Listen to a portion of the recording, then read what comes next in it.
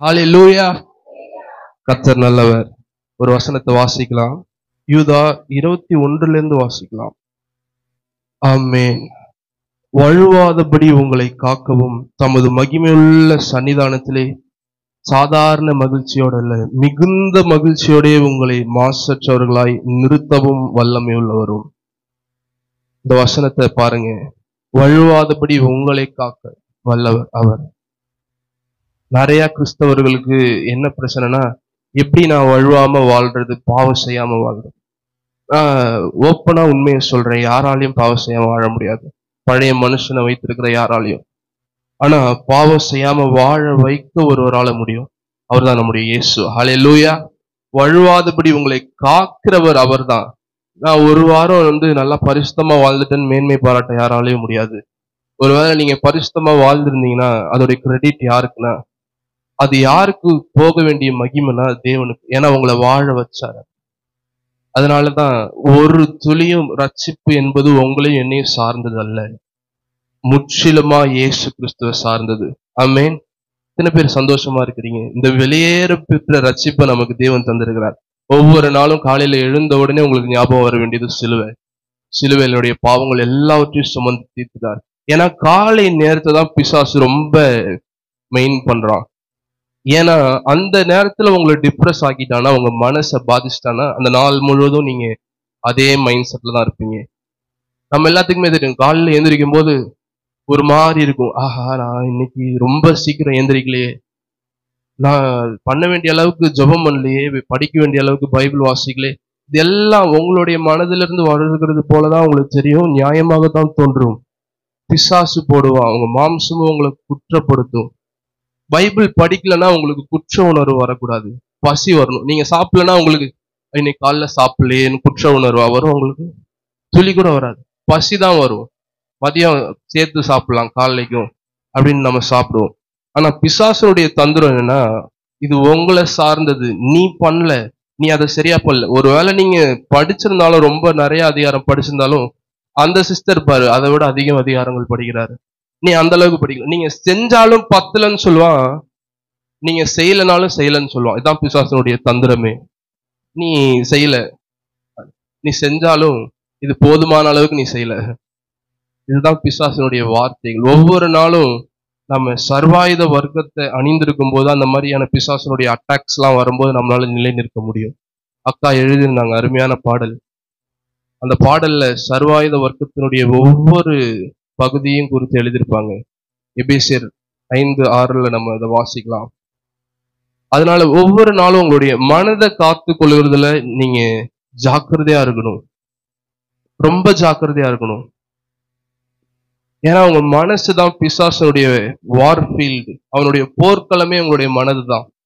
உங்களுடைய ஆவியில தேவனோடு நீங்க இசைந்திருக்கிறதுனால அதை தொட முடியாது. பொல்லாங்கன் அவனை தொடான்னு சொல்கிற வசனத்தை பார்க்கிறோம். தேவனால் பிறந்தவன் எவனும் பாவம் செய்யான். அப்ப நான் ஏன் இன்னும் பாவத்துல இருக்கிறேன், அப்பப்ப ஏன் வாழ்க்கையில ஏன் பாவம் வருதுன்னு நீங்க யோசிச்சீங்கன்னா அதுக்கு உண்டான தீர்வு. நிறைய பேர் அந்த வசனத்தை எப்படி சொல்லுவாங்கன்னா, தேவனால் நான் பிறந்திருந்தேன்னா நான் பாவம் செய்ய மாட்டேன், நான் பாவம் செய்யறேன்னா நான் தேவனால பிறக்கல, இன்னும் நான் ரட்சிக்கப்படலன்னு அர்த்தம். இதுதான் நிறைய பேருடைய வியாக்கியானம்.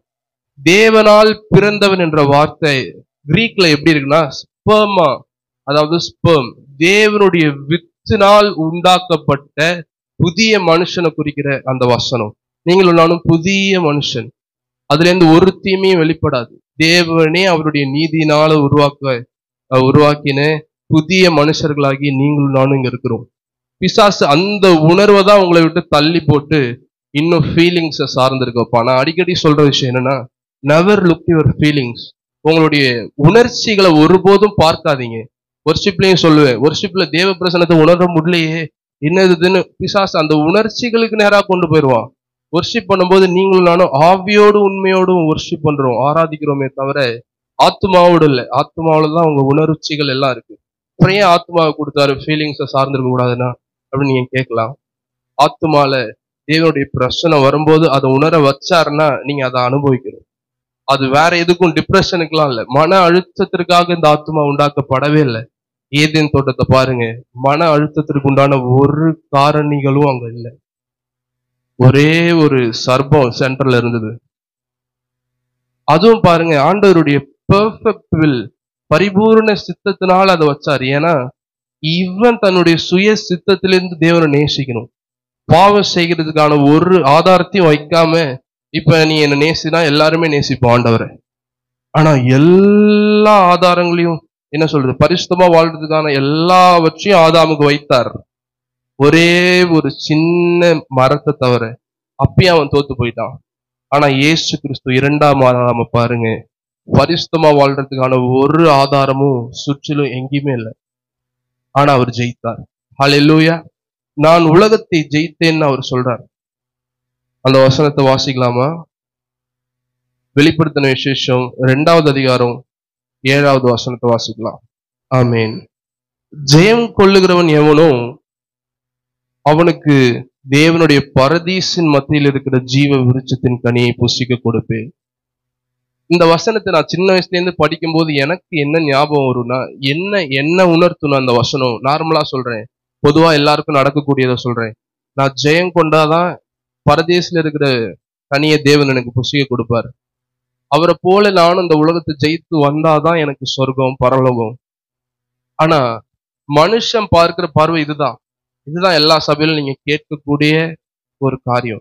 ஆனா வசனம் தான் உங்களுக்கு வசனத்தை வியாக்கியானம் பண்ணும். இந்த வசனம் எனக்கு டவுட்டா இருக்கு, இது நான் தான் பொறுப்பு, ரட்சிக்கப்பட்டு சொர்க்கத்துக்கு போறதுக்கு நான் தான் பொறுப்புன்னு ஒரு டவுட்டை என் மனசுல கொண்டு வந்துச்சுன்னா தேவன்கிட்ட கேளுங்க, ஆண்டவரே இந்த சந்தேகத்துக்காக நீர் இந்த வேதத்தை கொடுக்கல. ஏன்னா வசனம் சொல்லுது, நீங்க உங்களுக்கு நித்திய ஜீவன் உண்டென்று அறிவதற்காக எழுதப்பட்டது. வாசிக்கிறோம் 1 யோவான்ல, வாசிக்கலாம் அந்த வசனத்தையும். 1 யோவான் 5வது அதிகாரம் 13வது வசனம். எதற்கு இந்த வசனங்கள்லாம் இருக்குன்றதை நம்ம பார்க்கிறோம். 1 யோவான் 5:13. ஆமேன். எதுக்கு எழுதியிருக்கிறாரு யோவான்னா, உங்களுக்கு நித்திய ஜீவன் உண்டா இல்லையான்னு நீங்க சந்தேகப்படுறதுக்கு அல்ல, பூரண நிச்சயத்தோடு. நான் ஒரு கேள்வி கேட்கிறேன் உங்கள்கிட்ட, இன்றைக்கு நைட்டு நீங்க தூங்குறதுக்கு முன்னாடி தேவனுடைய வருகை வந்துச்சுன்னா எத்தனை பேர் போவீங்க? ஆண்டவர் கூட எத்தனை பேர் போவீங்க? 2 பேரு, 3 பேரு, 4 பேர். எனக்காக கை தூக்காதீங்க. இவன் ஏதாவது நம்மள ஏதாவது கிண்டல் பண்ணிருப்பாங்க. தேவனுக்கு முன்பாக எத்தனை பேர் உண்மையா சொல்ல முடியும், இன்றைக்கு நைட்டு தேவனுடைய வருகை வரும்னா நான் அவர் கூட போவேன்? ரகசிய வரைக்கும் இன்னும் கொஞ்சம் பேர் தான் இருக்கிறீங்க, இன்னும் நிறைய பேர் கை தூக்கல. அதுக்கான காரணம் என்னவா இருக்கும்னு நான் சொல்றேன். இன்னும் நான் போதுமான அளவுக்கு பரிசுத்தமான வாழ்க்கை வாழல பிரதர். ஜப நேரம்லாம் எங்க வீட்டுல ஃபேமிலி பிரேயரே இல்லை. எங்க வீட்டுல பைபிள் படிக்கிற நேரங்களே குறைவா இருக்குது. நான் எப்பயாவது வேர்ஸ் ஆஃப் த டே அந்த நாளைக்கு உண்டான வசனத்தை கேலண்டர்ல வாசிப்பேன், எல்லாம் போன்ல வாசிப்பேன். அவ்வளவுதான், ஒரு வசனம் தான் ஒரு நாளைக்கு. எத்தனை காரணத்தை வேணா சொல்லுங்க, இன்னமும் நீங்க உங்களை சார்ந்து கொண்டிருக்கிறீங்க. கை தூக்காதவங்க இன்னும் உங்களை நீங்களே சார்ந்து கொண்டிருக்கிறீங்க சொர்க்கத்துக்கு போறதுக்கு. இயேசுனுடைய ரத்தம் உங்க மேல இருக்கிறதையும் அவர் உங்களை ரட்சித்ததையும் ஏதோ ஒரு விதத்துல பிசாசு மறத்து போக செஞ்சுட்டான். அந்த உணர்வை நம்முடைய மனதில் இருந்து. ரட்சிப்பு உங்களையும் என்னையும் சார்ந்தது இல்லை, சிலுவையில் அவர் சிந்தின ரத்தத்தை மட்டுமே சார்ந்தது. இன்றைக்கு ரத்தம் என் மேல இருக்கானே டவுட்டா இருக்கு பிரதர்ன்னு சொன்னீங்கன்னா, நான் திரும்பவும் கன்ஃபார்ம் பண்றேன், ஆண்டவர் ரத்தம் உங்க மேலதான் இருக்கு. அவர் உங்களுக்காக தான் மரித்தார். அதுக்கு செய்ய வேண்டியது ஒரு பொறுப்பையும் நம்ம மேல வைக்கல, அவரை விசுவாசிக்கணும். யார் ஜெயம் கொள்ளுகிறவன்? வெளிப்படுத்தின விசேஷத்துல வாசிச்சோம். என்ன வாசிச்சோம்? ஜெயம் கொள்ளுகிறவன் எவனோ தேவனுடைய பரதீசின் மத்தியில் இருக்கிற ஜீவ விருட்சத்தின் கனியை புசிக்க கொடுவேன். இப்ப அப்படியே 3வது அதிகாரம் 21வது வசனத்தை வாசிக்கலாம். வெளிப்படுத்தின விசேஷம் 3:21.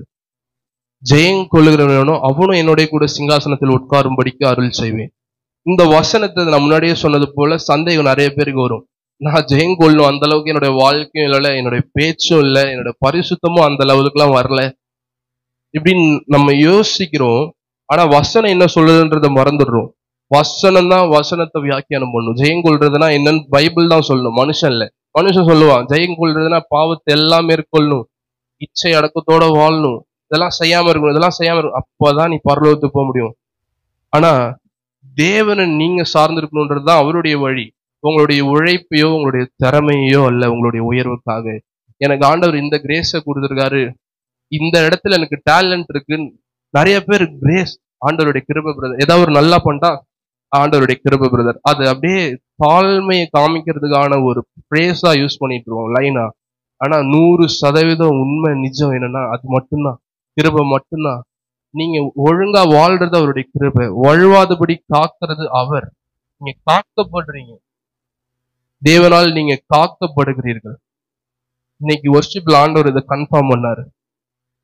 காப்பாற்றும் காவலன் நீரே, அயராது நீர் பாய்ச்சுவீரே. ஒவ்வொரு நாளும் புதிய கிருபைகளால் நம்மளை நிரப்புகிறார் பாருங்க. காலை நேரத்துல ஒவ்வொரு நாளும் காப்பாற்றுகிற காவலன் அவர்தான். உங்களை நீங்களே அல்லது என்ன நானே காப்பாற்றிக் கொள்ள முடியாது. இந்த உலகத்துல எப்பொழுதும் முடியாது. பரிசுத்த ஆவியானவருடைய உதவி மட்டும்தான் உங்களுக்கு எனக்கு தேவை. 100% அவரை சார்ந்திருப்போம். மீண்டும் இதுக்கு நான் வருகிறேன். ஜெயங்கொள்கிறவனுக்கு என்ன கொடுப்பார்? ஜீவ விருட்சத்தின் கனியை கொடுப்பார். இன்னொரு இடத்துல வாசிக்கிறோம், என்னுடைய சிங்காசனத்துல ஒரு இடத்தை கொடுப்பார்ன்றார்.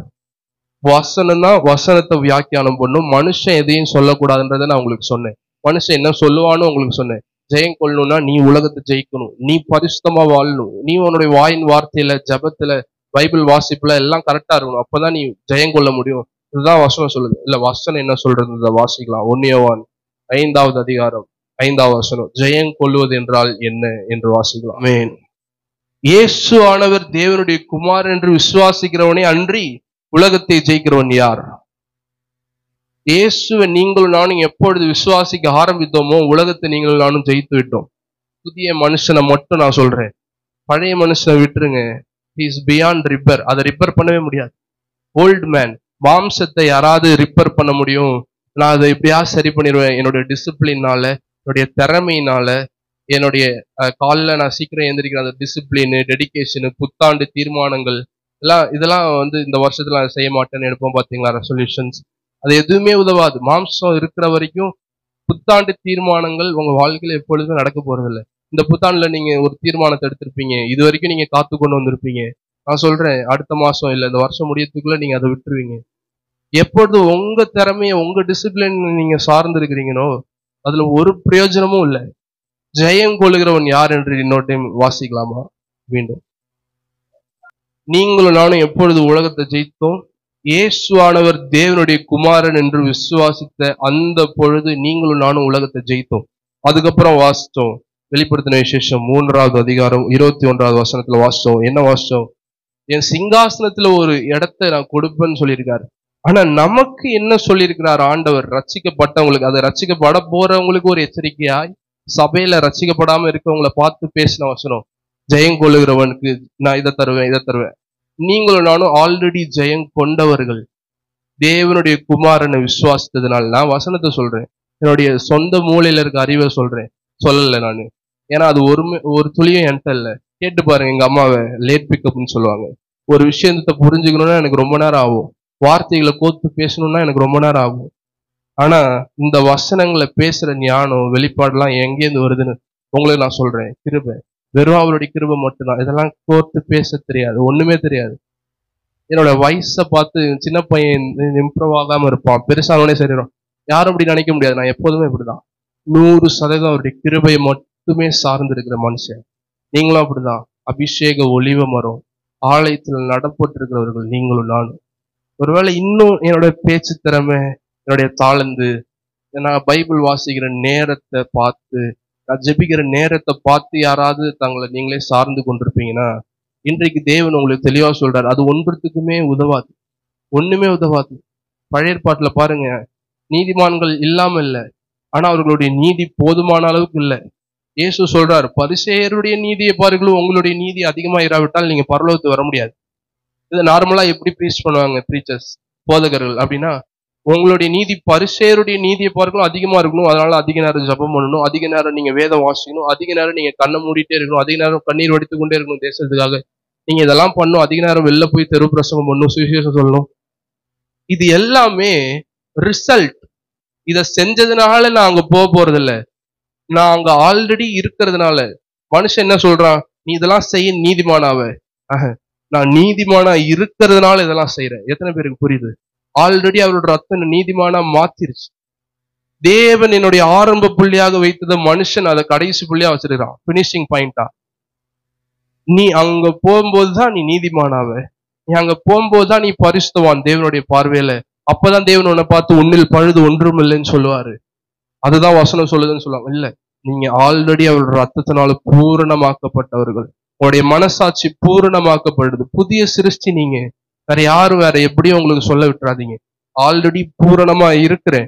இன்னும் என் வாழ்க்கையில ஏன் ரொம்ப பாவம், அடிக்ஷன்ஸ், பாண்டேஜ்லாம் நான் இன்னும் இதை விசுவாசிக்கல. எதை விசுவாசிக்கல? நான் பூரணமா இருக்கிறேன்.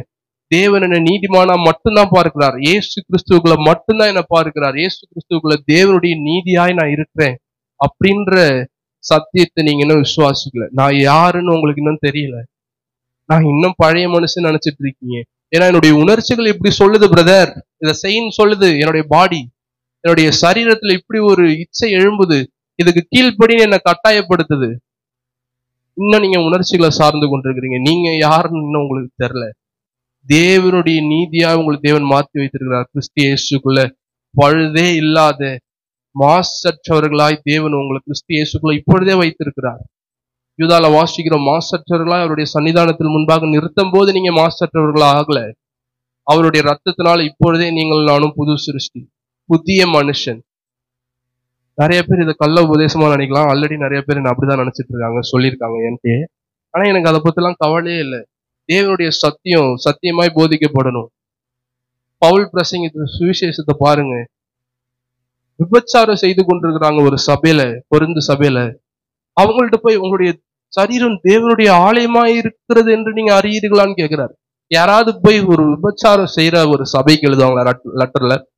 இருந்துச்சுப்பா சரீரம் தேவனுடைய ஆலயமா, இப்ப நீ விபச்சாரம் செஞ்சுட்ட, தேவனுடைய ஆலயமா இல்ல, பரிசுத்த ஆவியானவர் போயிட்டாருன்னு நான் எழுதுவேன் லெட்டர், அதனால முடியும்.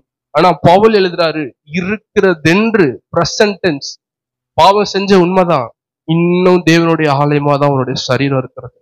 இன்னும் தேவனுடைய ஆலயமாகத்தான் அவனுடைய சரீரத்துல எல்லா அவயவங்களும் அப்படிதான் இருக்குது. பரிசுத்த ஆவியானவர் இன்னும் உனக்குள்ளதான் இருக்கிறார். தேவனுடைய வார்த்தை உங்களுக்கு வருது. ஒருவேளை நான் செய்யக்கூடாத தப்பு செஞ்சு பரிசுத்த ஆவியானவர் என்னை விட்டு போயிட்டாருன்னு நினைச்சிட்டு இருந்தீங்கன்னா இதை கேளுங்க. பரிசுத்த ஆவியானவர் இன்னும் உங்களுக்குள்ளதான் இருக்கிறார். அதை வாசிக்கலாமா? 1 அதிகாரம் 19வது வசனத்தை வாசிக்கலாம். உங்களுடைய சரீரம் நீங்கள் தேவனாலே பெற்றும் உங்களில் தங்கியும் இருந்த பரிசுத்த ஆவியானவர்னு பவுல் சொல்ல, தங்கியும் இருக்கிற பரிசுத்த ஆவியானவருடைய ஆலயமா இருக்கிறது, இப்பொழுது இருக்கிறது. பாவம் செஞ்சவங்களுக்கு எழுதுறாரு பவுல் கொரிந்து சபையில. பேக்ரவுண்ட் தெரியலன்னா நீங்க அந்த கொரிந்தியர் முழுவதும் படித்து பாருங்க. ஒருத்தன் தகப்பனுடைய மனைவியை வைத்துக் கொண்டிருக்கிறான். இந்த மாதிரியான மோசமான காரியங்கள் நடக்கிற இடம் கொரிந்து சபை. இப்படிப்பட்ட ஒரு சபைக்கு விபச்சாரம் செய்தவர்களை பார்த்து எழுதுறாரு. உண்மையாவே இதை தேவன் மட்டும்தான் அப்படிலாம் சொல்ல முடியும். உங்களுடைய சரீரமானது நீங்கள் தேவனாலே பெற்றும் உங்களில் தங்கியும் இருந்த இல்ல இருக்கிற பரிசுத்த ஆவியானவருடைய ஆலயமா இருக்கிறது என்றும் நீங்கள் உங்களுடையவர்கள் அல்ல என்றும் அறியீர்களா? இங்க நான் எழுதிருந்தா எப்படி எழுதிருப்பேன்? நீங்க உங்களுடையவர்கள் அல்ல, தேவனுடையவர்களும் அல்ல. இப்ப நீங்க அந்த பாவத்தை செஞ்சுட்டீங்க, பிசாசுனுடையவர்கள் ஆயிட்டீங்க, ஜாக்கிரதைன்னு சொல்லி எல்லாத்தையும் பயமுறுத்திட்டு இருப்பேன். ஆனா இங்க கிருபை எங்க வெளிப்படுது பாருங்க. பாவம் பெருகிற இடத்துல கிருபை பரிபூர்ணமா வெளிப்படுது. இன்னும் தேவனுடைய ஆவி உங்களுக்குள்ள இருக்கிறார். இன்னும் உங்களுடைய சரீரம் டெம்பிள், அது ஆலயமாகத்தான் இருக்கிறது. இன்னும் நீங்கள் உங்களுடையவர்கள் அல்ல, தேவனுடையவர்கள். ஹல்லேலூயா. எத்தனை பேர் சந்தோஷமா இருக்கீங்க? எத்தனை பேருக்கு புரியுது நான் சொல்றதெல்லாம்? இல்லப்பா நீ சொல்றதெல்லாம் புதுசா இருக்கு, நாங்க யூடியூப்ல கேட்டதுக்கு இதுக்கு சம்மந்தமே இல்லை, எங்க பாஸ்டர் இப்பெல்லாம் எனக்கு சொல்லி தரல. நான் சொல்றேன், ஒருவேளை யூடியூப்ல பார்த்துட்டு இருந்தீங்கன்னா நான் சொல்றேன், ஒருவேளை உங்களுடைய சபையில சுவிசேஷமாக போதிக்கப்படலன்னா தயவு செஞ்சு நீங்க அந்த சபையை விட்டு வெளில போங்க. உண்மையா இருக்கணும்னு அவசியமே இல்லை. இது உங்களுடைய ரட்சிப்பு சம்மந்தப்பட்டது, தேவனுடைய ரத்தம் சம்மந்தப்பட்டது. ஒருவேளை உங்களுடைய சுவிசேஷம்னா என்ன? நல்ல செய்தி. நல்ல செய்தி நல்ல செய்தியாகவே உங்களுக்கு வரலன்னா சுவிசேஷம்னா என்னன்னு பவுல் சொல்றாரு. வாசிக்கலாமா?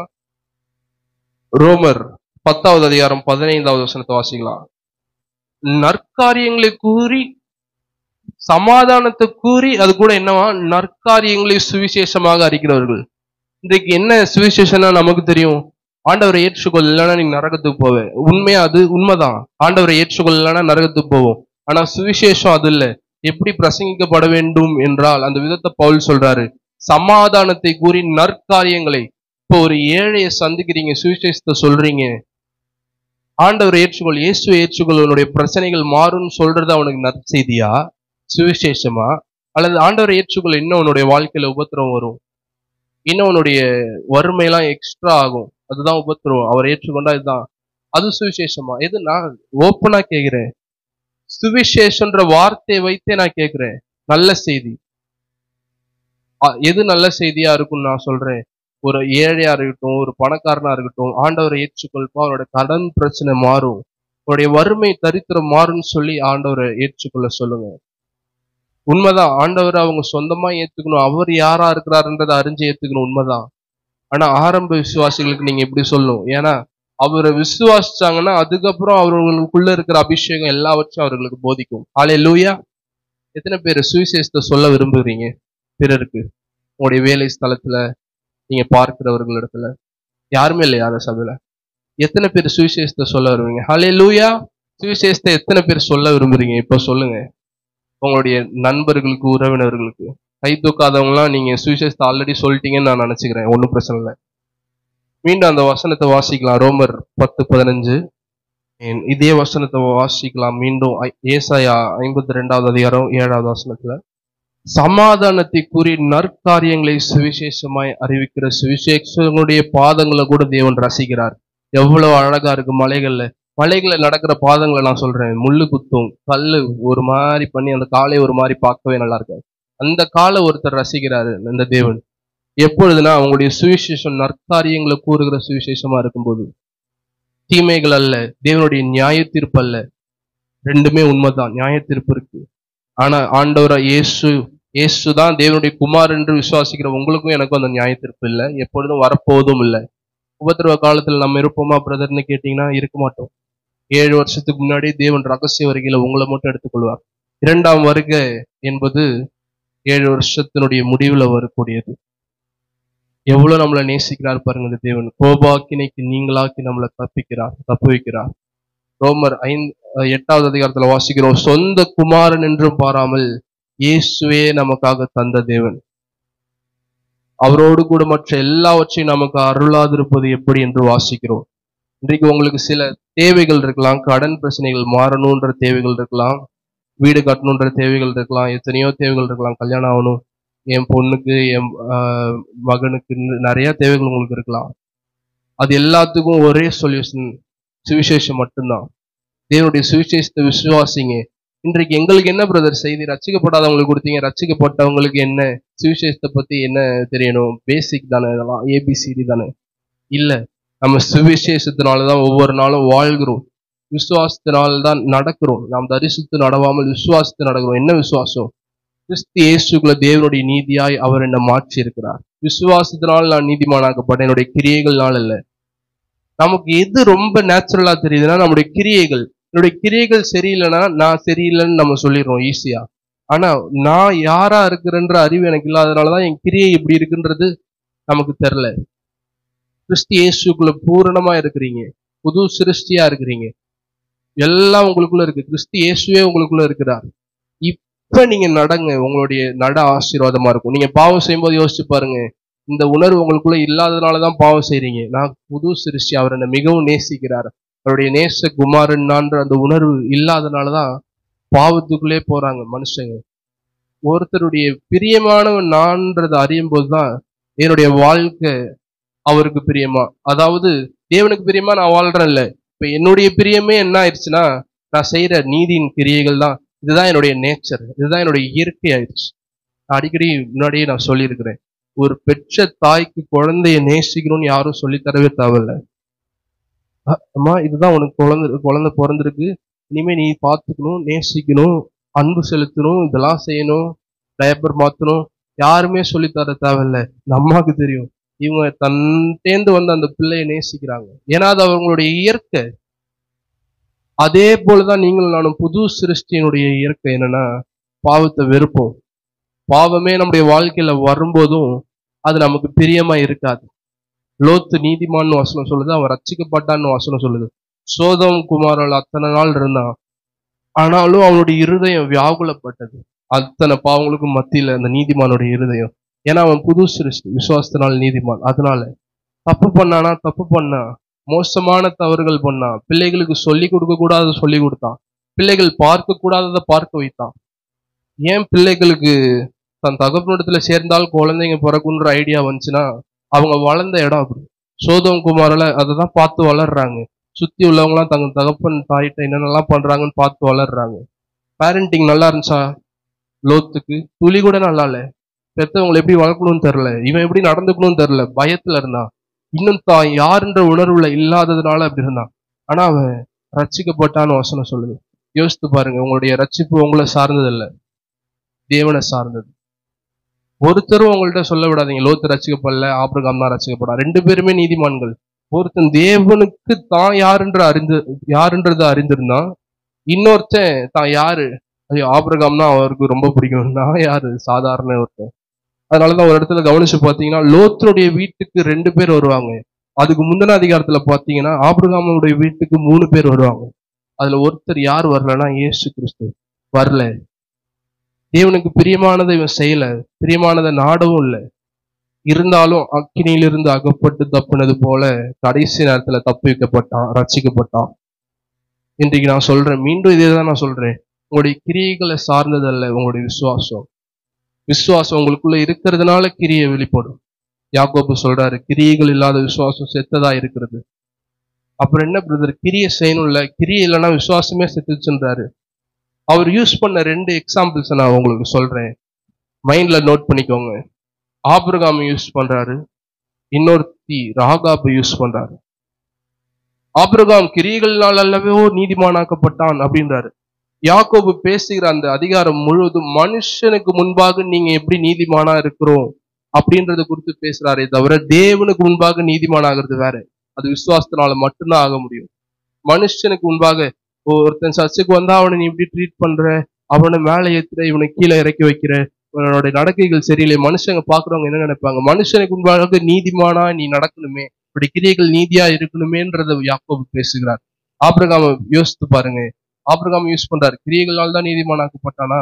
ஆமா, மனுஷங்களுக்கு முன்பாக சுற்றுப்புற மக்களுடைய பார்வையில எப்படி ஒருத்தர் நீதிமான்னு நம்ம சொல்லுவோம், அவன் நல்லது செஞ்சா சொல்லுவோம். அதத்தான் இங்க யூஸ் பண்றாரு யாக்கோபு. குமாரனை கொண்டு வரதுக்கு முன்னாடி, ரொம்ப வருஷத்துக்கு முன்னாடியே இவன் விசுவாசத்தினால் நீதிமான் ஆயிட்டான் யாக்கோபு. தேவனுக்கு முன்பாக அவன் நீதிமான் தான். ஆனா எப்ப தன்னுடைய குமாரனை கொண்டு வந்து பலிபீடத்துல வச்சானோ அப்பதான் சுத்தியுள்ள மக்களுக்கு முன்பாக நீதிமானாக்கப்படுறான். சுத்தியுள்ள உங்களுக்கு முன்பாக நீதிமானாக்கப்பட யாரும் பிரயாசப்படாதீங்க, யோசிக்காதீங்க. விசுவாசத்தினால் நான் நீதிமான் என்பதை நீங்க விசுவாசிங்க.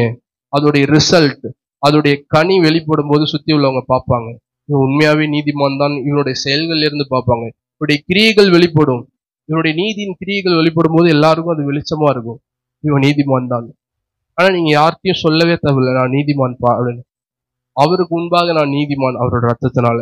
இந்த விசுவாசிக்கும் போது என்னுடைய கிரியைகள் மாறுது, என்னுடைய செயல்கள் மாறுது.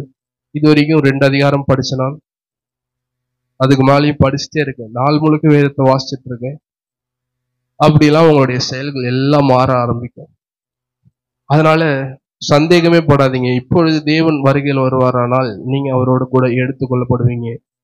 பூரண நிச்சயமுடையவர்களா இருங்க. பாவ மன்னிப்பு நிச்சயத்தை நாம் பெறணும்னு பாடுறோம், ஆனா எத்தனை பேருக்கு ரட்சிக்கப்பட்டதுக்கு அப்புறமா அந்த நிச்சயம் இல்லாம இருக்கு? யோசிச்சு பாருங்க. அது ரட்சிக்கப்படும் போது அந்த நிச்சயத்தை பெற்றுக்கொண்ட பிரதர், அது இப்ப நமக்கு வேணும்ல, ஒவ்வொரு டைமும் அறிக்கையிடணும்ல. நீங்க அறிக்கையிடும் போது தேவன் எனக்கு தெளிவாய் சொன்ன காரியத்தை மட்டும் நான் சொல்றேன். ஒவ்வொரு முறையும் நீங்க பாவத்தை செஞ்சுட்டு, ஆண்டவரே என்னை மன்னிச்சிருங்க, இந்த பாவத்தை செஞ்சுட்டேன் அப்படி கேட்டாதான் உங்களுக்கு மன்னிப்பு வரும்னு நீங்க நினைக்கும் போது என்ன பண்றீங்கன்னா பழைய ஏற்பாட்டு காலத்துக்கு மீண்டும் போறீங்க. தேவன் எனக்கு தெளிவா சொன்ன காரியத்தை சொல்றேன், மீண்டும் ஒரு பலியை கொண்டு வந்து தேவனுக்கு முன்பாக செலுத்துறீங்க, ஒரு ஆட்டை ஒரு மாட்டை. ஆண்டவரே இந்த பாவ அறிக்கை என்கிற இந்த பலியை நான் உங்களுக்கு முன்னாடி செலுத்துறேன், இதை நான் உங்களுக்கு அறிக்கை இட்டதுனால எனக்கு மன்னிப்பு தாங்க. அவருடைய குமாரனை நீங்க சாப்டருக்குள்ளே கொண்டு வரல, கிறிஸ்துவ இயேசு கிறிஸ்துவ அவர் சிலுவையில உங்களுக்காக செய்து முடித்த செயலை நீங்க உள்ளே கொண்டு வரல. நீங்க என்னுடைய பாவம் மன்னிக்கப்படணும் ஆண்டவரே நான் அறிக்கையிடுறேன், அதனாலதான் அறிக்கையிட்டாதான் பாவம் மன்னிக்க. நான் தேவனிடத்துல அறிக்கையிடுறேன் என் பாவங்களை, மன்னிக்கப்படுறதுக்காக இல்லை. அவர் என்னுடைய தகப்பன், அவர்கிட்ட நான் சொல்லாம மறைக்க வேண்டியது ஒண்ணுமே இல்லை, அதனால அறிக்கையிடுறேனே தவிர அதனாலதான் எனக்கு மன்னிப்பு வந்துச்சு இல்லை. நான் மன்னிக்கப்பட்டதுனால அறிக்கையிடுறேன், ஆண்டவரே என்னுடைய எல்லா பாவங்களையும் மன்னித்தீர், அதுக்கு அவனுக்கு நன்றின்னு சொல்லி அறிக்கையிடுறேன். இதுதான் விசுவாச அறிக்கை. ஒரே ஒரு வசனத்தை கொண்டு ஒட்டுமொத்த தியாலஜியும் யாருமே நீங்க ஓபன் பண்ணாதீங்க. 1 யோவான் 1ஆவது அதிகாரத்துல நான் முன்னாடியே உங்களுக்கு சொல்லி இருக்கிறேன், 1 யோவான் 1ஆவது அதிகாரம் முழுவதும் யாருக்காக எழுதப்பட்டது என்பதெல்லாம் நான் உங்களுக்கு சொல்லி இருக்கிறேன். மத்தேயு 5ஆவது அதிகாரம் 20ஆவது வசனத்தை ஒரு வாசிக்கலாம். வேத பாரகர் பரிசேயர் என்பவர்களுடைய நீதியிலும் உங்களுடைய நீதி அதிகமா இருக்கணும். இங்க தேவன் சொன்னது உண்மையா? 100% உண்மை. சத்தியமா? 100% சத்தியம். எப்படி அவர்களுடைய நீதியை விட என்னோட நீதி அதிகமா இருக்கணும்? கொஞ்சம் சிம்பிளா சொல்றேன் அவங்கள பத்தி. அவங்கள மாதிரி ஜபிக்க யாராலையும் முடியாது. லாங் பிரேயர்ஸ், நீண்ட நேரம் ஜபம் பண்றத இயேசுவே கடிந்து கொள்கிறார் பரிசேயர்களை பத்தி. நீண்ட நேரம் ஜபத்திலே தான் இருப்பாங்க. எப்பொழுதும் சோர்ந்த முகத்தோட தான் இருப்பாங்க. தலைக்கு எண்ணெய் வைக்கிற பழக்கமே இல்லை. ஃபாஸ்டிங் போறோன்னு எல்லாருக்கும் தெரியணும். அதனால எப்பொழுதும் கட்டளையை நான் கடைபிடித்துட்டேன். தம்பி நீ அதை செய்யல, தப்பு. மற்றவங்களை பாயிண்ட் அவுட் பண்ணிட்டே இருப்பாங்க. பரிசேயர்களுடைய ஊழியமே அதுதான் அந்த காலத்துல. அவர்களுடைய நீதியிலும் அதிகமானா சுத்தி உள்ள யோதர்கள்லாம் என்ன யோசிப்பாங்கன்னா, இவங்க அவ்வளவு பரிசுத்தவான்களா இருக்கிறாங்க, இவங்களுடைய நீதியை விட அதிகமா என்னுடைய நீதி எப்படி வர முடியும்?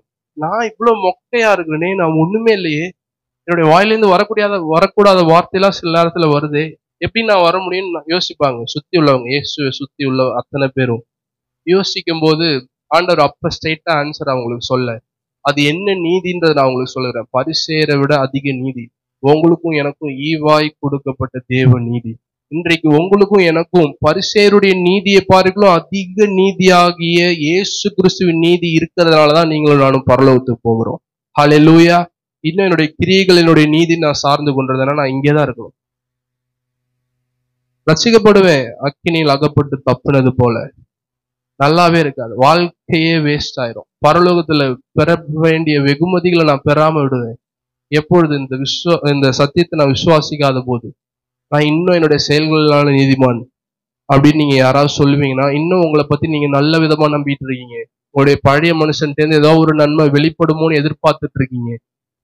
ஒரு நன்மையும் வெளிப்படாது. ஏன்னா மாம்சத்துல ஒரு நன்மையும் வாசமா இருப்பதே இல்லை. பவுல் சொல்லி முடிச்சிட்டாரு.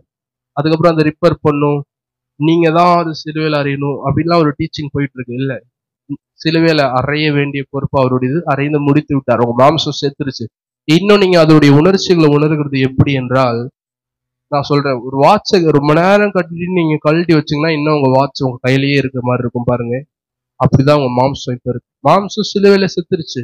அதனுடைய உணர்ச்சிகள் உங்களுடைய ஆத்மாவுக்கு, உங்களுடைய ஃபீலிங்ஸுக்கு, உங்களுடைய பாடியில ஃபீலிங்ஸ்க்கு எல்லாத்துக்கும் ரியலா தெரியுது. ரொம்ப நிஜமா தெரியுது. இன்னும் மாம்சம் இருக்க மாதிரியே தெரியுது. அதனாலதான் பாவத்துல விழுறோம். அதுதான் நான் நினைக்கும் போது. புது சிருஷ்டி நான் இல்லைன்னு நீங்க யோசிக்கும் போதே நீங்க கிருபையிலிருந்து விழுந்துட்டீங்க. பவுல் சொல்றாரு, நியாயப்பிரமாணத்தின் கிரியைக்காரராகி நீங்கள் எல்லாரும் கிருபையிலிருந்து விழுந்தீங்க. அங்க சொல்லும் போது நியாயப்பிரமாணத்தை மீறுகிறவர்கள் கிருபையிலிருந்து விழுந்தீங்கன்னு அவர் சொல்லவே இல்லை. நல்லா கவனிங்க. பாவம் செய்யறவங்க கிருபையிலிருந்து விழுந்தீங்கன்னு அவர் சொல்லவே இல்லை.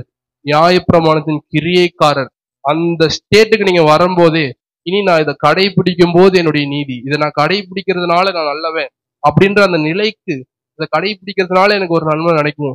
நியாயப்பிரமாணத்தினுடைய அந்த ஸ்டேஜுக்கு நீங்க நிற்கும் போதே இன்னும் நீங்க பாவம் செய்யாம இருந்திருக்கலாம். இருந்தாலும் உங்களுடைய பிலீஃப் சிஸ்டம், உங்களுடைய நம்புற அந்த விஷயம், உங்களுடைய மைண்ட்ல இருக்க அந்த ராங் பிலீவ்ஸ் எப்படி இருக்குன்னா, நான் இன்னும் இதை செய்யறதுனால நான் நீதிமான் அப்படின்ற நிலைக்கு உங்க மனநிலை வரும்போதே நீங்க கிருபையிலிருந்து விழுந்துட்டீங்க. பாவம் செய்யும்போது கிருபையிலிருந்து விழல. சொல்ல போனா அப்போதான் அவருடைய பலன் பூரணமா அவங்க மேல விளங்குமே. நான் எப்ப நீதிமான் ஆகிறதுக்கு என்னுடைய கிரியைகளை பார்க்கணும், இந்த கட்டளைகள்லாம் நான் கரெக்டா கடைபிடிச்சிருக்கேன்னா, இன்னைக்கு அதெல்லாம் கரெக்டா கடைபிடிச்சிட்டேன், நன்றி ஆண்டவரே அப்படின்னு நீங்க சொன்னாலும் உங்களுடைய கிரியைகள் நீங்க பார்க்கிறீங்க, உங்களை நீங்களே அந்த நிலையில கொண்டு வந்து வைக்கிறீங்க. அப்ப நான் கரெக்டா கடைபிடிச்சிட்டேன், இதனால நான் நீதிமான், போல்ட்னஸ் வருது, தைரியம் வருது. கிருபையில இருந்து விழுந்துட்டீங்க. கிருபையில நிலை நிற்கிறதுனால பரிசுத்தம் உங்கள்ட்ட இருந்து வரும். உங்களுடைய திறமையினால, கிரியையினால அல்ல. கனிகளாய் உங்களை அறியாமே உங்கள்ட்ட இருந்து புறப்படும்.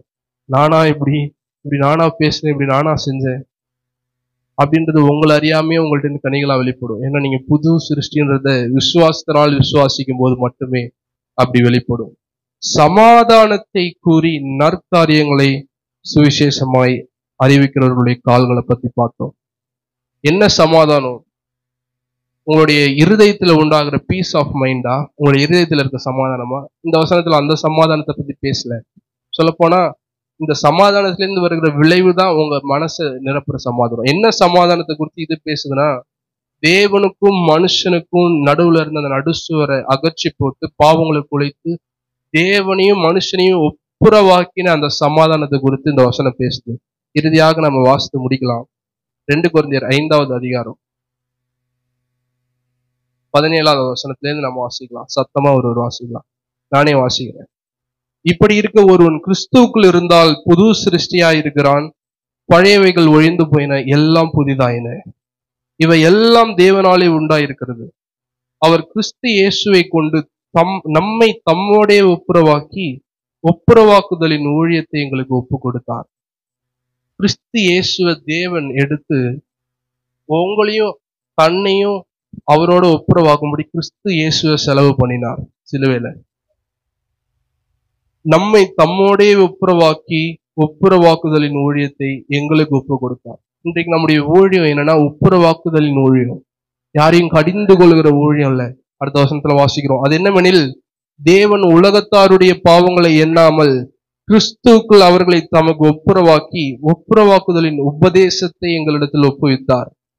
இன்றைக்கு நம்ம உலகத்துல சுவிசேஷத்தை சொல்லும் போது எப்படி சொல்லுவோம்? தேவன் உன் மேல கோபமா இருக்காரு, நீ ஆண்டவரை ஏத்துக்கொண்டா அவர் உன் மேல சாந்தமாயிருவார், சமாதானமாரு. இல்ல, தேவன் அவங்க மேல பிரியமா இருக்கிறார். ஆல்ரெடி தேவன் இந்த உலக மக்களோட ஒப்புரவாகி விட்டார். இப்பொழுது இவங்கதான் தேவனோட ஒப்புரவாகணும். எத்தனை பேருக்கு புரியுது நான் சொல்றது? ஆல்ரெடி தேவன் இந்த உலகத்துல இருக்கிற எல்லா புறஜாதிகளோடையும் ரட்சிக்கப்படாதவங்களோடையும் ஒப்புரவாகி விட்டார். இதனால உலகத்தினுடைய அத்தனை பாவத்தையும் இயேசு கிறிஸ்து சிலுவையில சுமந்து தீர்த்ததுனால தேவனுக்கும் மனுஷங்களுக்கும் எந்த பிரச்சனையுமே இல்லை. இப்ப அவரை விசுவாசிக்காததுதான் மனுஷனுக்கு பிரச்சனை. இவன் தான் இன்னும் தேவனோட ஒப்புரவாகாம இருக்கான். அடுத்த வசனத்தை அதான் வாசி. அது என்னவெனில் தேவன் உலகத்தாருடைய பாவங்களை எண்ணாமல் கிறிஸ்துவுக்குள் அவர்களை தமக்கு ஒப்புரவாக்கி ஒப்புரவாக்குதலின் உபதேசத்தை எங்களுக்கு ஒப்புவித்தார். ஆனபடியினாலே தேவனானவர் எங்களை கொண்டு புத்தி சொல்லுகிறது போல நாங்கள் கிறிஸ்துவுக்காக ஸ்தானாபதிகளாய் இருந்து தேவனுடைய ஒப்புரவாக்குங்கள் என்று கிறிஸ்துவ நிமித்தம் உங்களை வேண்டிக் கொள்ளுகிறோம். சபையில இருக்கிற ரட்சிக்கப்படாதவங்களை பார்த்து போய் சொல்றாரு, இன்றைக்கு நம்முடைய ஊழியமும் இதுதான். நம்முடைய ரட்சிக்கப்படாத சொந்தங்களா இருக்கட்டும், நண்பர்களா இருக்கட்டும், தேவன் உங்களுக்காக இதை செஞ்சுட்டாருப்பா, அவர் சிலுவையில உங்களுக்காக மரிச்சிட்டாரு. இப்பொழுது அவருக்கு உங்க மேல எந்த கோபமும் இல்லை. நீங்க செஞ்ச பாவம் எவ்வளவு பெருசாவனா இருக்கலாம், சிலுவையில அவர் சுமந்து தீர்த்துட்டாரு. அவருக்கு அது பிரச்சனையே இல்லை. அவர் உங்களோட ஒப்புரவாயிட்டாரு. இப்ப நீங்க அவரோட ஒப்புரவாகுங்க. இதுதான் சுவிசேஷம். இதுதான் நற்காரியங்களை கூறுகிற சுவிசேஷம். இதுதான் சமாதானத்துக்கு கூறுகிற சுவிசேஷம். தேவனுக்கும் மனுஷனுக்கும் உண்டான நடுச்சுவராகி அந்த பாவம் அகன்று போனது.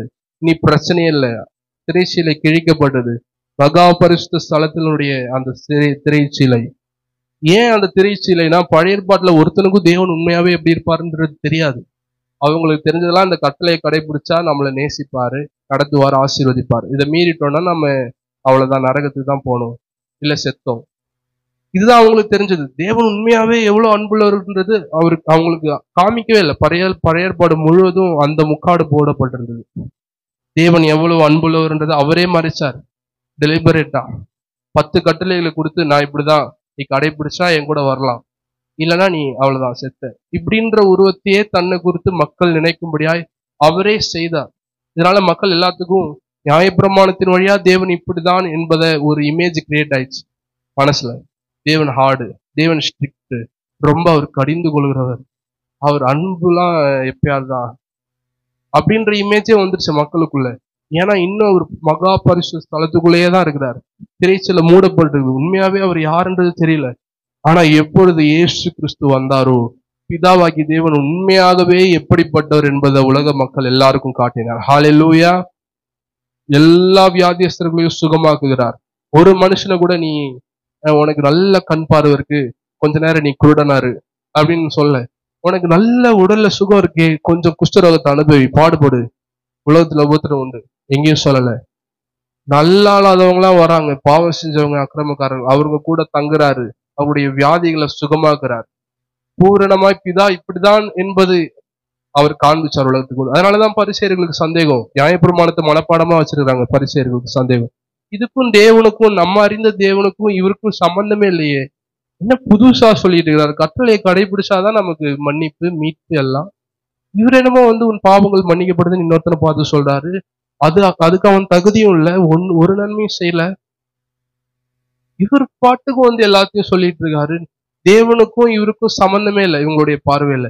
ஆனா உண்மையாவே தேவன் அப்படிதான் என்பதை உங்களுக்கும் எனக்கும் தேவன் உணர்த்தி இருக்கிறார், வெளிப்படுத்தி இருக்கிறார். இந்த சுவிசேஷ புஸ்தகத்துல இந்த புதிய ஏற்பாடு முழுவதிலும் இயேசு கிறிஸ்து யார் என்பதை நாம் பார்க்கிறோம். பழைய ஏற்பாடு அப்புறம் ஏன் இருக்கு? பழைய ஏற்பாடு முழுவதிலும் இயேசு இருக்கிறார். ஒவ்வொரு பக்கத்திலும் இயேசு இருக்கிறார். அதை பிரித்து அந்த முக்காட்டை விலக்கி இயேசு இப்படிதான்றதை நீங்க பார்க்கணும். ஒரு இடத்துல கோபமா சொல்லும் போது நீங்க இப்படிதான் இயேசுன்னு நினைச்சிடக்கூடாது. அதுக்கு பின்னாடி எதுக்காக சொன்னார்? இஸ்ரவேல் மக்கள் தேவனுடைய ஆக்ஷன்ஸை பார்த்தாங்க, கிரியைகளை பார்த்தாங்க, அவர் பயங்கரமான காரியங்களை செய்ததை பார்த்தாங்க. ஆனா அவருடைய வழிகளை பார்க்கல, வேஸ் பார்க்கல. இன்றைக்கு நாம நிறைய பேர் பண்ற தப்பு அதுதான். கிறிஸ்தவ உலகத்துல அவர் செஞ்சது நமக்கு தெரியுது, செங்கடலை புலந்தாரு, இவ்வளவு பெரிய காரியங்கள்லாம் செஞ்சாரு.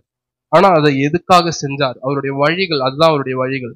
அவருடைய கிரியைகளை பார்க்கிற நாம் அவருடைய வழிகளை பார்க்கும் போதுதான் இயேசு உண்மையாவே யார் என்பது நமக்கு தெரியும். ஹல்லேலூயா. அடுத்த வசனத்தையும் வாசிக்கலாம். 2 கொரிந்தியர் 5வது அதிகாரம். தேவனோடைய ஒப்புரவாகுங்கள் என்று கிறிஸ்துவின் நிமித்தம் உங்களை வேண்டிக் கொள்கிறோம். அவர் சொல்ற டோனை பாருங்க. ரட்சிக்கப்படாதவங்களை பார்த்து சொல்றார், தேவனோட ஒப்புரவாகுங்க, அவர் உங்களோட ஒப்புரவாயிட்டார். உலகத்தாருடைய பாவங்களை அவர் எண்ணாமல். நம்ம என்ன நினைக்கிறோம்? இங்க ஒரு பூகம்பம் வந்துச்சுன்னா தேவன் நியாயந்திருக்கிறார், இங்க ஒரு கொரோனா வைரஸ் வந்துச்சுன்னா தேவன் நியாயந்திருக்கிறார், அந்த இடத்துல ஏரோப்ளேன் இடிச்சு 2 பில்டிங் தகர்ந்துச்சுன்னா தேவன் நியாயந்திருக்கிறார். இந்த பிரபஞ்சத்தின் தேவன் ஒருத்தன் இருக்கிறத நம்ம மறந்துட்டு எல்லாத்துக்கும் தேவனுடைய நியாயத்திருப்பா. அவர் கோபமா இருக்காரு. இந்த நேரத்துல பாவம் பெருகிருச்சு, ரொம்ப அமெரிக்கால பாவம் ரொம்ப பெருகிருச்சு. அதனால இந்த லாஸ் ஏஞ்சலஸ் எல்லாம் எரிஞ்சிருச்சு. ஏன்னா அங்கதான் ஹாலிவுட் இருக்கு. பிரதர் உங்களுக்கு தெரியல, அங்கதான் எல்லா பாவங்களும் நடக்குது. அதனாலதான் தேவ கோபம் அங்க வெளிப்பட்டுருச்சு, எல்லா வீடுகளும் எரிஞ்சிருச்சு. ஒரே ஒரு நீதிமான் நிமித்தம் சோதம் குமாரா பட்டணத்தை அழிக்காம வச்சிருந்தார். அவன் வெளில வர வரைக்கும் லாஸ் ஏஞ்சலஸ்ல ஒரே ஒரு நீதிமான் கூட இல்லைன்னு யாரும் சொல்ல முடியாது. ஹாலிவுட்ல கூட சொல்றேன், ரசிக்கப்பட்டவர்கள் அநேக பேர் இருக்கிறாங்க. தேவனுடைய நியாயத்திருப்பு எது, தேவனுடைய நியாயத்திருப்பு எது அல்லன்றதுக்கு நமக்கு பகுத்தறிப்பு தேவை. அவருடைய உண்மையான செல்ஃப், அவருடைய உண்மையான சுயத்தை, அவர் உண்மையாவே யார் என்பதை நாம அறியும் போது இந்த கேள்விகள்லாம் நமக்கு வரவே வராது. தேவன் தான் இதை நியாயந்திருக்கிறாரா? பிசாசு அப்படிதான் நம்ப வைக்கிறான் நம்மளுக்கு. தேவனை பத்தின ஒரு தவறான இமேஜ் அவன் கொடுத்துட்டான்னா அவன் ஜெயிச்சிட்டான். தேவன் இப்படிதான் கோவப்படுவார். ஏன் கெச்சிக்கிற சிங்கம் போல வகை தேடி சுற்றி திரிகிறான், எவனை விழுங்கலாமோ என்று நம்ம யோசிக்கும் போது, கெச்சிக்கிற சிங்கம், அந்த வார்த்தையை மட்டும் எடுத்துக்கொள்ளுங்க. ஏன் கெச்சிக்கிற சிங்கமா இல்ல சிங்கம் போல? ஏன்னா அவன் சிங்கமே இல்லை. அது மாதிரி ஏன் வகை தேடி சுற்றி திரிகிறான் கெச்சிக்கிற சிங்கம்? ஏன்னா யாரை விழுங்கலாமோன்னு பாக்குறான். ஆனா இன்னொருத்தனா விழுங்க கூடாதவர்கள் என்று சில பேர் இருக்கிறாங்க, நீங்களும் நானும். விழுங்க கூடியவர்கள்னு சில பேர் இருக்கிறாங்க. ரெண்டுத்துல நம்ம எதுவா இருக்கிறோம்னு பார்க்கிறோம். இதுக்கு வருகிறேன், கெர்ச்சிக்கிற சிங்கம் போல. இதே வார்த்தையை நம்ம பழைய ஏற்பாட்டுல வாசிக்கிறோம். எங்கன்னா நீதிமொழிகள்ல, ராஜாவின் கோபம் சிங்கத்தின் கெர்ச்சிப்புக்கு சமானமா இருக்கு. யார் ராஜா? இயேசு கிறிஸ்து ராஜா. அவருடைய கோபம் எப்படி இருக்கிறது என்றால் சிங்கத்தின் கெர்ச்சிப்புக்கு சமானமா இருக்கிறது. இப்ப அதே இவன் தன்னுடைய முகத்துல மாஸ்கா மாட்டி மக்களுக்குள்ள வரான், கிறிஸ்தவங்களுக்குள்ள வரான், கெர்ச்சிக்கிற சிங்கம் போல. சிங்கம் கெர்ச்சிதுனோடனே நமக்கு என்ன தோணும்? ஆவிக்குரியவங்களுக்கு, ராஜா நம்ம மேல கோபமா இருக்கிறாரு. இதுதான் அவனுடைய பொய். உங்களுக்கு மனசுல எப்போதும் உங்களுக்குள்ள போடுற பொய் அதுதான். தேவன் மேல கோபமா இருக்கிறார், நீ இதை சரியா செய்யல. தேவன் மேல கோபமா இருக்கிறார், நீ இதை சரியா செய்யல. எப்பொழுதும் உங்க மனசுல அவன் போட விரும்புகிற, போட பிரயாசப்படுகிற பொய் இது மட்டும்தான். நீ இதை சரியா செய்யல, அதனால ராஜா இப்ப கோபமா இருக்கார். அதனாலதான் சிங்கத்தின் கெர்ச்சிப்புக்கு சமானமா அவன் சுத்திக்கிட்டு இருக்கான். சிங்கம் கெர்ச்சிக்கும் போதெல்லாம் இவனை நம்ம பயமுறுத்தலாம், இவனோட விசுவாசம் அழிந்து போயிடும். அந்த நேரத்துல இவனோட டிப்ரெஷனுக்குள்ளா கொண்டு வந்துடலாம், இவனோட மன அழுத்தத்திற்குள்ளா கொண்டு வந்துடலாம். பிசாசனுடைய தந்திரமே இது மட்டும்தான். அதனால அதுக்கு செவி கொடுக்காதீங்க. ராஜா, நம்முடைய ராஜா பரலோகத்துல இருக்கிறார், யூத ராஜ சிங்கம். உங்க மேல என்றைக்கும் கோபப்படுவதே இல்லை என்று ஆணையிட்டு இருக்கிறார், கடிந்து கொள்வதே இல்லை என்று ஆணையிட்டு இருக்கிறார். எதனாலனா சிலுவையினால. சிலுவையில உங்க மேலையும் என் மேலையும் வர வேண்டிய அத்தனை கோபங்களும் அத்தனை பாவங்களுடைய ஆக்கினை தீர்ப்புகளும் இயேசு கிறிஸ்துவின் மேல வந்ததுனால இன்றைக்கு உங்க மேல அவர் சமாதானத்தோடு இருக்கிறார், எப்பொழுதும் சிரித்து கொண்டிருக்கிறார். அதை கெடுக்கிறதுக்காக எல்லா இமேஜஸையும் உங்க மைண்ட்ல பிசாசு போடுவான். நீ இதை சரியா செய்யல, அதை சரியா செய்யல. இந்த ஆக்சிடென்ட் எதனால நடந்துச்சு தெரியுமா? நீ இன்னைக்கு காலைல ஜெபம் பண்ணாம வந்த. இது ஏன் தெரியுமா இப்படி கோபம் வந்துச்சு அவங்களுக்கு? உனக்கே இவ்வளவு கோபம் வருது, நீ போதுமான அளவுக்கு பைபிள் படிக்கல. தேவன் உன் மேல கோபமா இருக்காரு. இதனால தேவனை குறித்து தவறாக பிரதிபலிக்கிற யாரா இருந்தாலும் பிசாசனுடைய நண்பர்கள் அவர்கள் எல்லாரும். பிசாசு தான் அதனுடைய ஆரம்ப புள்ளி. தேவன் இப்படிதான்ற ஒரு தவறான இமேஜ மக்களுக்கு கொடுக்குறது. ஆனா தேவன் எப்படி என்பதை நீங்க தெரியணும்னா தினந்தோறும் இந்த வேதத்தை வாசிங்க. எந்த நேரமும் இதை வாசிக்கிற நேரத்தை எடுத்து விடாதபடி பார்த்துக் கொள்ளுங்க. இதுலதான் உண்மையாகவே இயேசு கிறிஸ்து யார் என்று நாம் வாசிக்கிறோம். எத்தனை பேர் புதிய ஏற்பாட்டை ஒரு முறையாகிலும் படித்து முடித்திருக்கிறீங்க? நிறைய நிறைய பேர் முடிச்சிருப்பீங்க. நான் ஏன் பிரதர் கை தூக்கணும்னு உட்காந்துருக்கீங்க தெரியுது. ஆனா புதிய ஏற்பாட்டை மட்டும் இல்ல, பைபிள் முழுவதும் நீங்க வாசித்து கொண்டே இருங்க. தினந்தோறும் ஒரு நாளைக்கு ஒரு வசனம் இல்ல, ஒரு அதிகாரம் வாசிங்க. ஒரு அதிகாரம் நார்மல், காலைல 5 வசனம், நைட் வரும்போது ஒரு 10 வசனம் வாசிங்கன்னா முடிந்தது. இப்படி வாசித்து கொண்டே இருங்க. பிசாசனுடைய எல்லா பொய்களும் எங்க நிர்மூலமாகுதுன்னா இந்த சத்தியத்தினால. சத்தியத்தை அறிவீர்கள், சத்தியம் உங்களை விடுதலையாக்கும். கர்த்தர் மகிமைப்படுவாராக. எல்லாரும் ஒவ்வொரு விஷயம் எழுந்திருக்கலாம். அவருடைய குமாரனுக்காக அவருக்கு நன்றி செலுத்தலாம். கண்களை மூடி ஜெப நிலையில நாம் இருப்போம். பிதாவாகி தேவன் எத்தனையோ தேவதூதர்களுடைய சேனைகளை உடையவர்களாய் பரலோகத்துல இருந்தார். மனுஷனுக்கு இப்படி ஒரு தீமை நடக்க போது, இவன் பரலோகத்துக்கு வர முடியாது, நரகத்துக்கு போறான், பாவம் இவனுக்கு எடுத்துருச்சுன்னு தெரிஞ்ச உடனே தூதர்கள்ல ஒருத்தனை கூப்பிட்டு, நான் உன்னை மனுஷனா மாத்துறேன், அனுப்புறேன், அவங்களுக்காக போய் மறிச்சிரு, பாவம் இல்லாம வாழ வைக்க அவரால முடியும். அவர் செஞ்சிருக்கலாம். அப்படி இந்த தூதனை வச்சு. சரி, தூதன்ல ஒருத்தன் கூட இல்ல, பிரதான தூதன் காபிரியேல், நீ போ, நான் உன்னை மனுஷனா மாத்தி ஒரு பொண்ணோடைய வயிற்றுல நான் அனுப்புறேன், நீ போய் மனுஷனா வாழ்ந்து நான் உன்னை வாழ வைக்கிறேன், எல்லா பாவங்களும் செய்யாம பூரணமா நான் உன்னை வாழ வைக்கிறேன், நீ அப்படி வாழ்ந்து இவர்களுக்காக மரித்து இவர்களை மீட்டு கொண்டு வான்னு சொல்லல பிதாவாகிய தேவன். நீ போ, உங்களுக்கு பிராயச்சித்தமா உன்ன நான் அனுப்புறேன்னு சொல்லல. ஒரே ஒரு குமாரன், தன்னுடைய சொந்த குமாரன், அவருக்கு அவரை தவிர வேற யாரும் இல்லை, அவர் இல்லைன்னா பரலோகம் இல்லை, அவரையே உங்களுக்காக எனக்காக அனுப்புனார். எந்த தூதனுடைய ரத்தமும் உங்களுக்காக சிந்தப்படலை, இயேசு கிறிஸ்துவினுடைய ரத்தம் மட்டும்தான். அவருடைய ரத்தமே உங்களுக்காக சிந்தப்பட்டது. சாதாரண தூதனை அனுப்பியிருக்கலாம், நிச்சயம் அவருடைய சன்னதியில் அவருடைய மன மகிழ்ச்சியா இருந்த தம்முடைய குமாரன். அவர் இல்லைன்னா பிதா இல்லை, பரலோகத்திலேயே அவர் இல்லைன்னா ஒண்ணுமே இல்லை. பிதாவின் உள்ளம் உடைந்தது சிலுவையில, தன்னுடைய குமாரனை உங்களுக்காக கொடுத்தார். வேண்டா விருப்பா இல்லை, கொடுத்தாகணுமேனு இல்லை, உங்களை நேசித்ததுனால, உங்களை நேசித்ததுனால பிதா குமாரனை கொடுத்தார். இந்த அன்பு தான் மாறாத அன்பு, நம்பத்தக்க அன்பு. இதுதான், இதை மட்டுமே பார்த்து வாழுங்க. உங்களுக்கு நேராக அவருடைய அன்பு ஸ்திரப்படும். நீங்க அவரை நேசிக்கிற அன்புல நீங்க ஸ்திரப்படுவீங்க. அவருடைய அன்பை நீங்க பார்க்கும்போது உங்களை அறியாமே நீங்க அவரை மிகவும் நேசிப்பீங்க. உங்களை அறியாமே உங்களை சுத்தி உள்ளவங்களை நீங்க நேசிப்பீங்க. அவருடைய அன்பை மட்டுமே பார்த்து கொள்ளுங்க. எப்பொழுதும் அவர் உங்களை நேசிக்கிற உணர்வு உங்களுடைய இருதயத்தை விட்டு பிரியாது இருக்கட்டும். ஸ்தோத்திரம் சொல்லாமா, நன்றி சொல்லாமா, இந்த தெய்வத்திற்காக நன்றி சொல்லலாம். குமாரனே கொடுத்தாரு நமக்காக. ஒருவேளை நீங்க யோசிக்கலாம், எனக்கு இன்னும் இந்த ஒரு நன்மை வரல வாழ்க்கையில, இன்னும் நான் எதிர்பார்க்கிற இந்த பெரிய நன்மை என் வாழ்க்கையில வரல. சொந்த குமாரனே அவர் உங்களுக்காக கொடுத்தார். ஒருவேளை இல்லப்பா இது நான் உனக்கு கொடுக்க மாட்டேன்னு அவர் சொன்னார்னா அந்த விஷயம் அவருடைய குமாரனை விட பெருசுன்னு அர்த்தம். ஆனா உண்மை என்ன, அது பெருசு இல்லை. உங்களுக்காக நிச்சயம் கொடுப்பார். சொந்த குமாரன் என்றும் பாராமல் அவரை நமக்காக தந்தவர். அவரோடு கூட மற்ற சிலதல்ல, மற்ற எல்லாவற்றையும் நமக்காக கொடுப்பது அதிக நிச்சயம். அப்படி கொடுக்க அவருக்கு சித்தம் இல்லை பிரதர், நானும் கேட்டு பார்த்துட்டேன் பிரேயர்ல, இந்த பெரிய நன்மை எனக்கு கொடுக்கறது சித்தம் இல்லை, நான் போதுமான அளவுக்கு அதுக்கு தகுதி இல்லை அப்படின்னு நீங்க சொன்னீங்கன்னா நீங்க என்ன சொல்றீங்கன்னா, இயேசு கிறிஸ்துவை விட அந்த விஷயம் பெருசுன்னு சொல்றீங்க.